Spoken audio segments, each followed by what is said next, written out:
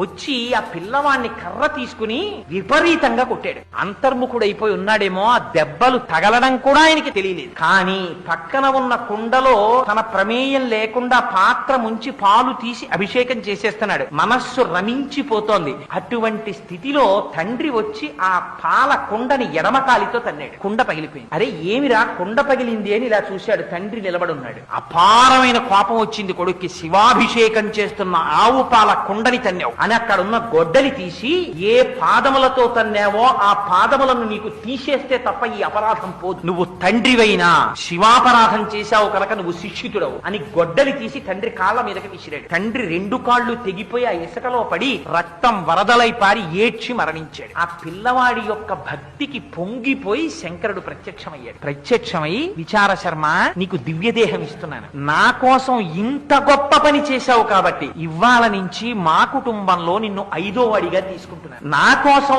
ఆవు పాలతో ఇంత తాదాత్మ్యంతో అభిషేకం చేశావు కనుక ఇవాళ నుంచి నా కొడుకులకి కూడా లేని అధికారం నీకిస్తున్నాను. నేను భోజనం చేసిన తరువాత మిగిలిన పదార్థాలు నా కొడుకులు కూడా ముట్టుకోవడానికి వీల్లేదు. నువ్వు తినాలి. నీకు చూపించి నువ్వు తినేసిన తర్వాత నువ్వు తీసుకెళ్ళమని అనుగ్రహిస్తేనే వాళ్ళు తీసుకోవాలి. అందుకని నీకు వరం ఇస్తున్నానన్నాడు. ఇవాల్టికి మనం శివాలయంలో ఏమిటో తెలుసా అండి, తెలియక శివ నిర్మాల్యం అని వదిలేస్తారు. చండుడికి చూపించి తెచ్చుకోవాలి. అక్కడికి వెళ్ళి ఓ ఇలా కొడుతుంటారు ఆయనకి చెవుడని. ఆయనకి చెవుడు కాదు, ఆయన ఎప్పుడు ధ్యానం చేస్తూ ఉంటాడు. చిటికెల చండీశ్వరుడని పేరు ఆయనకి. ఆయన ఎప్పుడు భావ సమాధిలో ఉంటాడు. అందుకని మీరు వెళ్ళి ఇలా చిటికెయ్యాలి. వేస్తే ఆయన మహాగ్రహంతో కళ్ళు విప్పుతాడు. ఎందుకు చిటికేశావురా అని. అప్పుడు మీరు శివుడి యొక్క నిర్మాల్యం చూపించాలి. వెంటనే స్వామికి సమర్పించానండి, ప్రసాదం ఇచ్చారు, మీరు అనుగ్రహిస్తే పట్టుకెడతాను. ఆయన అదే పనిగా శివుడి దగ్గర వదిలేసినవన్నీ ఆయన తినడం. ఆయన తీసుకెళ్లరా అంటారు. ఆ చండీశ్వరుడు అనుగ్రహిస్తేనే ఫలితం వస్తుంది.